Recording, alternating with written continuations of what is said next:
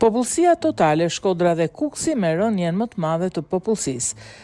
Ndërmjet 2011 dhe 2023, popullsia ka pësuar rënje në të gjitha qarqet e vendit dhe për Tiranën ka rritje me vetëm 1.2%. Sipas të dhënave të Instat, në të gjitha qarqet me përjashtimat të Tiranës, popullsia ka ardhur në rënje gjatë periudhës 2011-2023 në një rang ndryshimesh prej 28.3% në qarkun e Shkodrës dhe 27.3% në qarkun Kukës deri në 0.7% në qarkun e Beratit.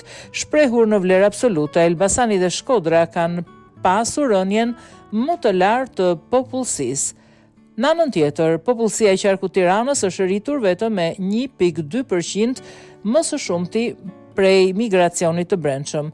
Rritja e popullsisë së Tiranës nga rënja në qarqet e tjera rezulton në rritjen e përqindjes së popullsisë banuese në Tiranë nga 26.8% në 2011 në 31.6% në 2023.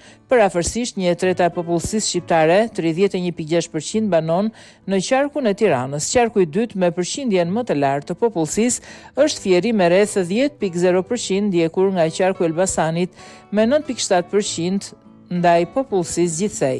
Kuksi dhe Gjirokastra kanë përqindjen më të ulët me 2.6% dhe 2.5% të popullsisë përkatëse. Shpërndarja e popullsisë në territorin e Shqipërisë tregon një përqendrim në Fier, Durrës dhe veçanërisht në Tiranë. Rezultatet e censit 2023 treguan se popullsia e vendit ra me ritme më të shpejta në 2 dekadat e para të tranzicionit. Shqipëria kishte 2.421.013 banor, mes natën e së dielës dhe mëngjesin e së hënës 17-18 shtator të vitit 2023, prej të cilve 49.6% janë meshkuj dhe 50.4% janë femra. Krahasuar me të dhënat e censit 2011, popullsia e vendit është paksuar me 14.8%.